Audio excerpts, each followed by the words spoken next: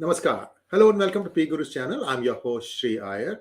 Today I have a new guest. Before I introduce him in a more formal way, let's first welcome him to our channel, Utsav Chakrabarti. Utsav, Namaskar and welcome to PGurus channel.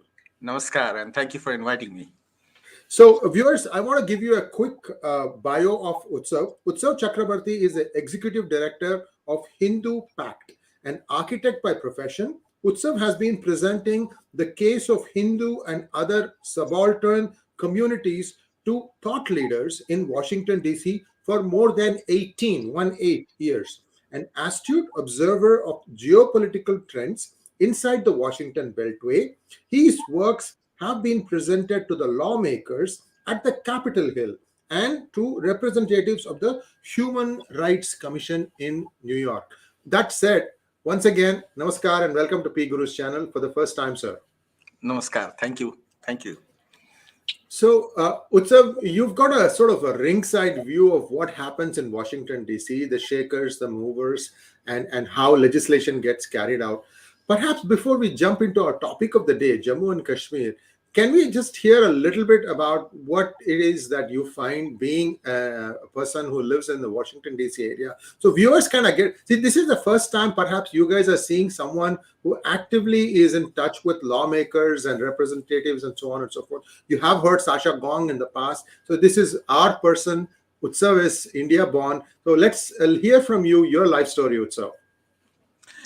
Thank you, Shri. And it is a very fascinating space to be in. And it is also sometimes not a good thing because you live in an echo chamber of thought process. So there are both good and bad sides to living in Washington, D.C. and having a ringside view of what happens here.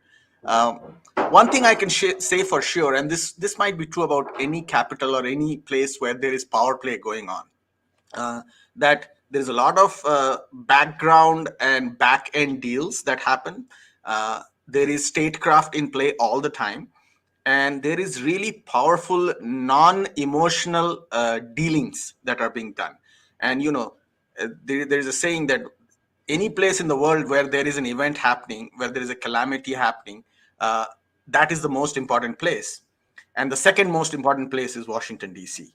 And that has been the trend over the last at least last 40, 50 years. Now, I'm not sure it's going to stay this way, given the way the world is moving towards multipolarity for the next 50 years. But certainly as of now, and as it was in the past 50 years, this was the case. So it's a fascinating perspective that I get. And it has been a learning experience for the past 2 decades. And as a member of the American Hindu community, I'm trying to use that knowledge, use that understanding in the best way possible for the community and the larger global issues that concern it. Viewers, I hope you saw my preview of this program about Gilgit Baltistan yesterday. You have, haven't you? If not, please go back and look at it. It came on the second channel. The more important thing here is a simple tweet, a set of tweets by a congressman, which kind of said that we wish India had, owned, or India was, Gilgit Baltistan was owned by India, because a lot of things would have been easier. US would not have to request Pakistan to access Afghanistan. So many things that came out. It's just a small set of 4 tweets. And this really, opened my eyes, at least, to many things that is like, coulda, woulda, shoulda, and things like that. So Gilgit Baltistan is one area where I think the Chinese have already built a road as part of the CPEC. That is place where they cross in from China, and then they go through all the Gilgit city, town, whatever you want to call it. It's a small place. Now, there are other things also happening in Gilgit. For example, I've seen videos. The Chinese have created a walled enclave, about 100,000 strong or 150,000 strong, completely residents are completely of Chinese origin. Inside, the signs inside this enclave are all in Chinese. And there have been murmurs that, the Chinese is not just building CPEC, but they are also starting to take interest in the local politics. So this is a bad sign. Now, that is, let's leave it at on one side. Utsav, how do you see the Jammu and Kashmir problem? Is this Nupur Sharma controversy a smokescreen thrown by Pakistan? Because the toolkit has come out. Again, A toolkit has come out, which probably got circulated among many countries, and that has its own taken a life of its own. But you sitting in Washington D.C., can you tell us how you see this challenge of a post 370 abrogation period for India? What do you think is happening, and how do you think things should be moving forward? So two things. First, I would like to say that the tweet was from a congressional candidate. He's Candidate, running I for, see. yeah, I see. so he's not in the Congress yet. He's running for Congress. The elections are in November. But it was unique in many ways because still it was for the first time that a mainstream American politician came out with a conjecture, almost a geostrategic conjecture that has validity even today. So having said that, what Bob Lancia did, and I would appreciate everybody if they encouraged a similar process amongst lawmakers. Coming to the second point, which is Jammu and Kashmir after Article 370 removal. I really believe that Jammu and Kashmir's stability and the stability of the entire region lies in understanding two simple facts, that there is going to be efforts by Pakistan and its Islamist proxies to create trouble, not only in that region but also in the entire Indian subcontinent. It is their tool that keeps them a unified country. If you think about Islamabad view of how Kashmir is looked at, it is literally what keeps them together. If they stop talking about Kashmir, if they stop hating India and in Hindus' position on Kashmir, they would simply start eating each other up. And that also happens occasionally, but it is a doctrinal necessity for Pakistan's existence, and they are pretty clear about that. They keep saying that. Now, how do we deal with it going forward? I think we have to be constitutionally honest and say that if now that Article 370 has been removed, there is no reason where Kashmir needs to be isolated from the rest of the country. People from all over India should be able to go there, live there, buy land, build houses. That brings us to the second part, which is security. I think there is going to be a security challenge in Kashmir at some degree all the time, because you cannot stop all the terrorism all the time. They just need to win once to kill your people. And the way we respond is to make it costly and costlier and costlier for the radical Islamist side to commit acts of terror and reach a equilibrium, if possible, that is favorable to us, that will help us sustain a long-term growth and long-term peaceful, relatively peaceful space. That would require us to be brave and strong. That would require the government to take strong decisions. And that would also require India as a country to project a geostrategic posture that clearly states that this is out of discussion. And there are parts of Jammu and Kashmir that are still occupied by Pakistan and China. I would say, that's where Gilgit Baltistan and Pakistan occupied Jammu and Kashmir, which is the thin slice of land taken away from Jammu and Kashmir that is still in their occupation. Those are in play, and those should be given back to us to create a larger safe zone in that region. And I think we should strive towards that. But rest assured, there is going to be some level of violence, and we have to live with it because we have to deal with fighting it. We have always done it. There is, that has been the nature of the conflict in that space.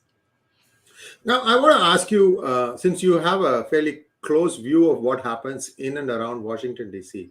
Now, I've heard stories that there are 400 lobbyists working for the Pakistani government. And for India, you can count them on your fingers as to how many actually actively lobby India's cause. Is that still true, Utsav, or where is the reality today? So my understanding of this situation is that both sides employ lobbyists. Both India employs lobbyists, Pakistan employs lobbyists. But that's not where the real difference is made. The real difference is made in terms of Pakistan's ability to garner resources, both lobbying, economic, and grassroots, from a bigger ummah. And when I say the ummah, it literally is that word, the Islamic ummah. There is Jamaat-e-Islami, there is Muslim Brotherhood, and there are nations like Turkey and Qatar that are at Pakistan's disposal to provide both resources as well as manpower, as well as influence. And trust me, both Qatar and Turkey have more influence in Washington, D.C. than Pakistan does. So what we are facing here is that there is India on one side with some amount of heft because of its size, because of its market size, because of its economy and its geopolitical outlook. And then you have Pakistan, which on its own may not be of that equivalent power, but because of this larger Muslim Brotherhood, 𝗤𝙗𝙗 / Turkey, Qatar, and Pakistan alliance that has been built up, it is becoming a very potent force, and it has been constantly hammering India in terms of lobbying. And I think that's where the difference has been visible.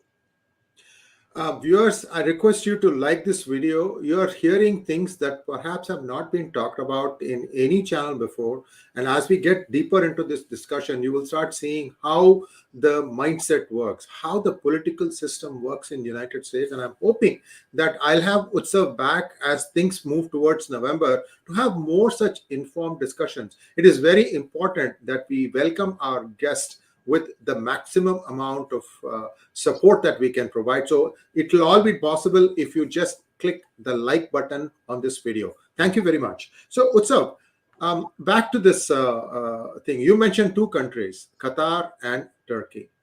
I want to draw your attention to Qatar. I'm told, and I don't know how true this is, and please correct me if I'm wrong, I'm told that the government of Qatar is practically run by Indians. The people who sign are people of residents of Qatar. I don't know how true this is. The economy is run by Indians. I mean, you're talking about a situation like Uganda, Kenya that existed in the 60s. Is it true? Or I have not been to Qatar. In fact, I have never set foot on any Middle East city. I sometimes pass through in transit, but that's about it. So please tell us, what exactly is Qatar? How much of Indian foundation is there where India is running its businesses, its banking, its government, and so on and so forth? Or do I have my facts wrong? So Indians do play a very significant role in terms of participating in the running of the country, in terms of everyday running process. But as always, as it happens in many other places also, the geopolitical posture of Qatar and their outlook, their doctrinal outlook towards the world, is very much not in the control of Indians. And Qatar is known to be an Islamist country. It supports Islamist, Al Jazeera being in the most prominent one amongst them.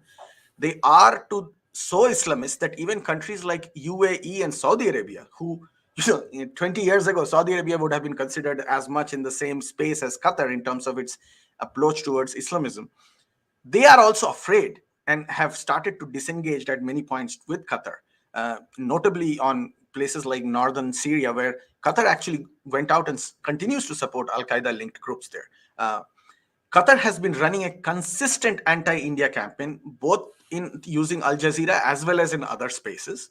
There has been efforts by Qatar in America to do the same. In fact, if you look at the way all these anti-India groups operate in America, whether it is the Equality Labs kind of groups or Indian American Muslim Council, all of them find space in Qatar promoted media. So I would be very hesitant to say that even though Indians are involved in Qatar in terms of their labor participation, in terms of their skill set participation in keeping the country running and building it up, I don't think Indians have a lot of say in Qatar's geopolitical posture or their approach towards the way they deal with Islamism, because they are very much Islamists. Fair enough. I hear you. You touched upon a couple of entities. The whole ecosystem about Qatar is now falling apart, coming off at its seams. And viewers, I've already covered one story about one ambassador who was doing business on the side. He's an American. He's being charged. There's another story that's going to come today, so look out for that. I'm sorry, I'm telling some of my stories coming ahead into this program, but I just wanted to put the context that PGurus is doing a lot of research on all these things. And Utsav, USCIRF, slightly different question. USCIRF has now, in 2022 report, designated India as a country of particular concern. I read that report, a 2 or 3 page report about India, and there were 58 embedded URL links, 58. And again, on a separate broadcast, I'm going to dissect this USCIRF report in detail. You'll get the black and white, doodh ka doodh or pani ka pani. But in that 58 links that I saw, Utsav, there was not one mention of Shahin Bagh protests. There was not one mention of Delhi riots. There was not one mention of situations where there was a clear-cut case killing by the so-called minority community. So this is such how one-sided that report is. But what happened? What is happening? So can you tell us, Anthony Blinken or any Secretary of State, like clockwork, USCIRF comes with a report, 10 days later, there's an official statement. In fact, what really ticked me off was my president, then Barack Obama, goes and spends 5 days, 6 days, whatever number of days in India, partakes of all the hospitality. One of the last speeches he gives is that the minorities in India are feeling concerned. What rubbish. And the thing is, India should have told him on his face, that is not true, guys. Somehow India just ignores USCIRF. Now they have said India is a country of particular concern. So 2 questions, okay? First, why is the Secretary of State going so blindly by USCIRF? After all, they have official channels. They know the truth. Then why this charade? So I will tell you a little bit about USCIRF and then why this time, especially this time, the Secretary of State took it up officially and represented their position. So USCIRF has been churning out these anti-Hindu reports since since the last 15 years. They ebb and flow, and each year the report is targeted at India. You have to understand the nature of USCIRF. USCIRF is actually a quasi-governmental body. It has funding from the Congress, but its recommendations are not bound to be presented by the government in US.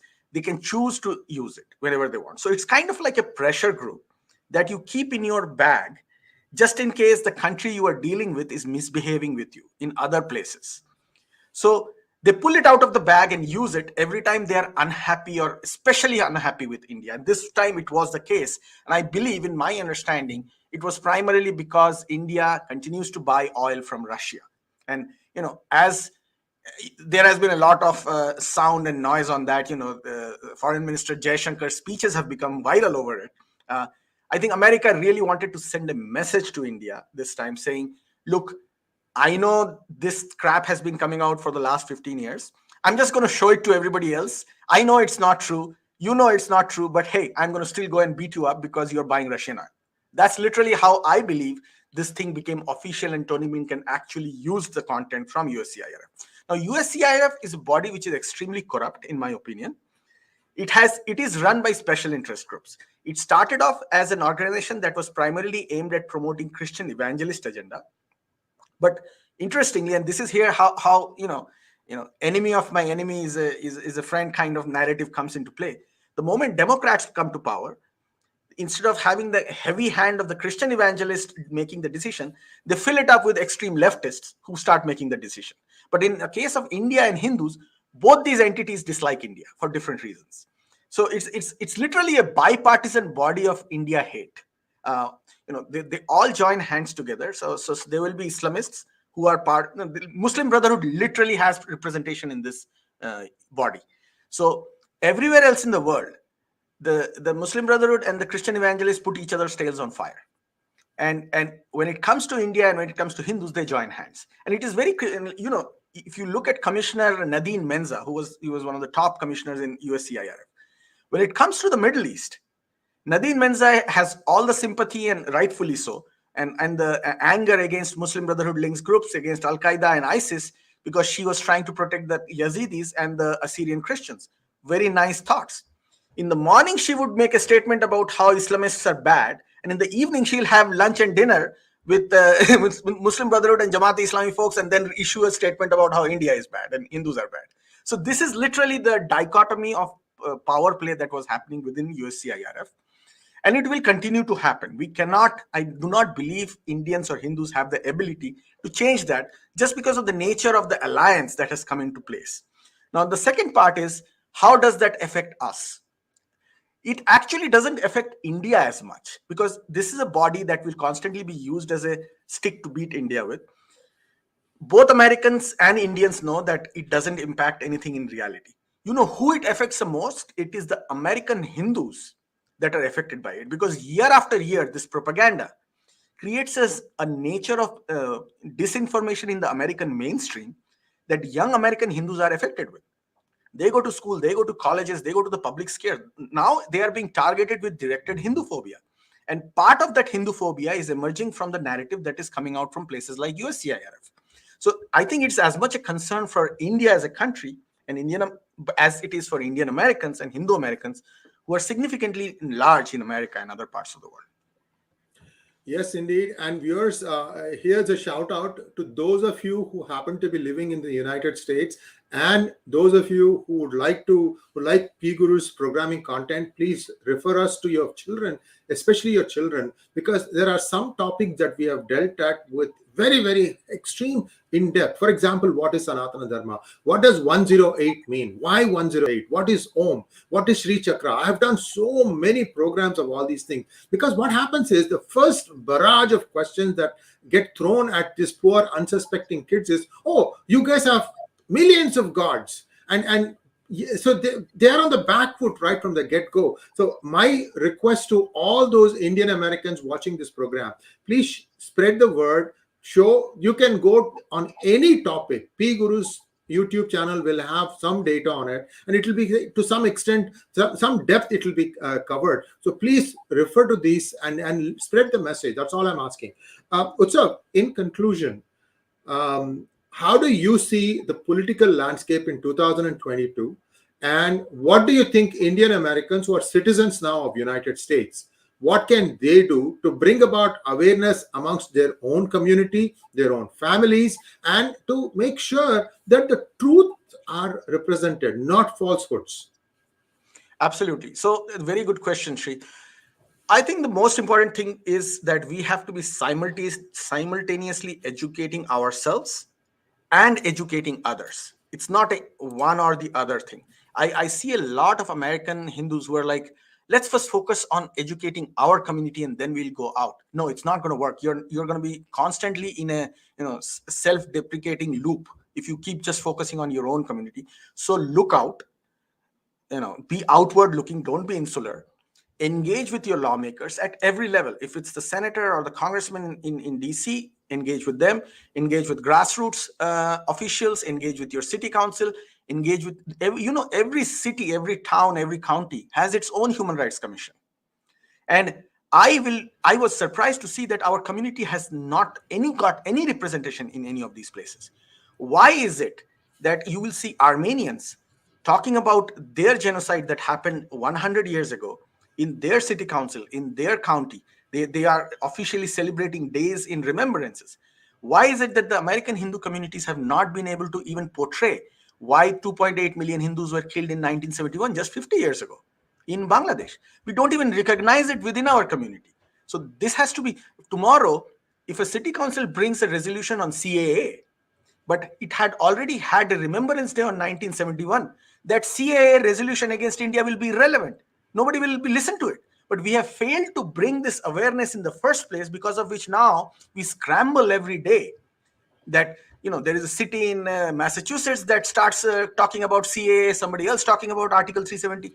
We have failed to educate the world on our victimhood, which is a real victimhood. We have had 1,000 years of constant butchery that has affected us. So we have to be, I'm not saying we do propaganda. This is the truth. Engage the outside world, engage at your scale. If you are in a small county in Ohio, do it at your city newspaper, at your city scale. Empower us. The organization that I'm working with is Hindu Pact, Hindu Policy Research and Advocacy Collective. We do policy research, we do advocacy. Empower us and let us be your voice. Shri, you asked one of, what is the difference between lobbying that these people do versus what we people. The Nevada chapter of CARE, Council for American, has a bigger budget than the budget of the largest Hindu advocacy group in America. So therein lies the difference. It's not like our community is poor. So we are the richest ethnic/religious community in America. So there is a reason why we have to work harder to achieve this. And most important thing I would say is educate yourself and don't be insular. Engage, engage, engage. Thank you very much, Utsav. That was a very, very engaging conversation that I had with you. And this really opens up the eyes for all of us. Viewers, I can tell you that every Hindu American candidate, at whichever level he or she is contesting, is now under attack. Every one of them. Raja Krishnamurthy was the first one. He is fighting back magnificently. And he should. He's got the truth behind him. There is another politician up and coming called Padma Kuppa. Same problem. Rishi Kumar, right here in the Silicon Valley. Same problem. And many of these are Democrats. Their only fault is that they are Hindu Americans. And this just disgusting, the kind of vile that is being spewed at them. And this has to stop, and we have to fight back, guys. I mean, I can't tell you more. I'm doing my bit trying to spread the word about how many places, how many candidates are facing the heat. But it is up to all of us to join this fight and make sure that Dharma wins, that the truth wins. Utsav, thank you so much, and I'm really, really hoping that this is one of a series of conversations that you and I are going to have as this evolving landscape of United States elections.